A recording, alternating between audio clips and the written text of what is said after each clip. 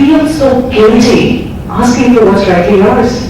A man would very comfortably go and say, I will be skilled, I'm fabulous, I need more money, I'm not going to join you with this compensation.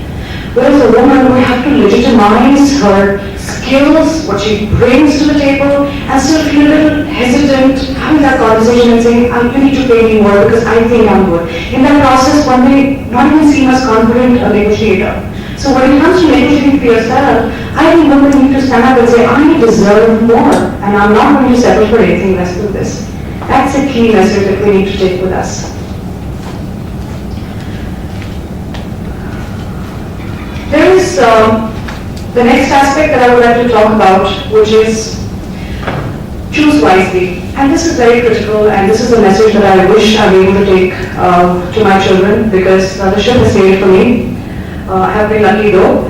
But when I talk about choosing wisely, what I really mean is the most important career decisions that women take are not taken in the boardroom.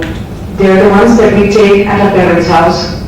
The most essential one being choosing a life partner.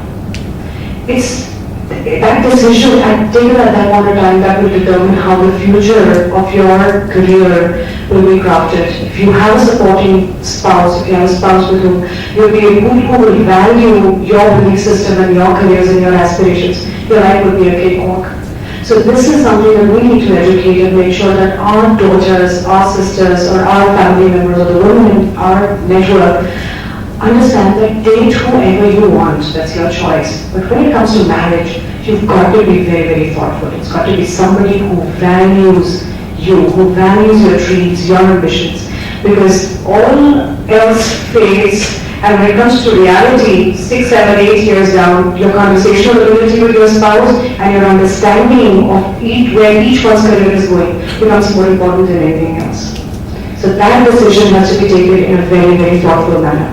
The other is that we need to make our partners our real partners. So support from a husband doesn't mean, oh yeah, you're doing a very good job. I think you've got a good job. I think you're very successful.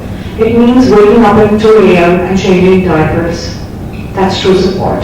And if you're able to find that kind of support, or if you can be that kind of support to your partner, then you can really say that you're partnering with her in success. Because for every successful man, there is a woman who's there with him all along, making sure that everything in his life is covered and taken care of. So he can go to the workforce and deliver 120-30%. So if a woman needs to go there, she needs to have somebody there who would watch her back and be her wingman. So that's a message for the men who are here: be that wingman for your partner. Last but not the least is on perception.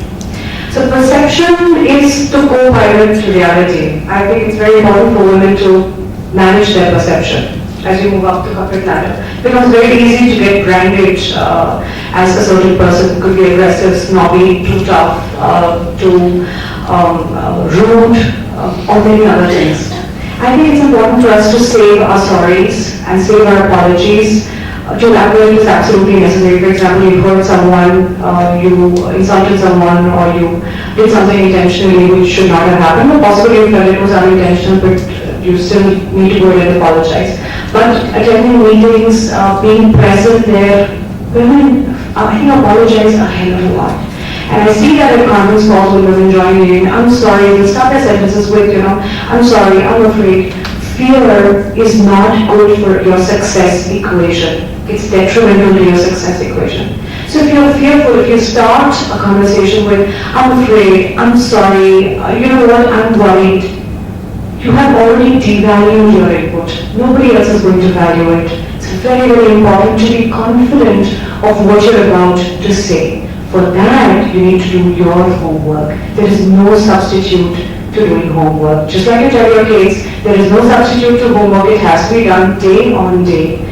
You need to continuously keep investing in yourself, and there is no substitute to investing in yourself. Because the only thing that will take you up the corporate ladder, the only thing that will make sure that you stay there, and the only thing that will make sure that you're appreciated and acknowledged for the value that you bring, is if you keep investing in yourself time and time again, and be perceived as the person who values knowledge and is able to disseminate that knowledge.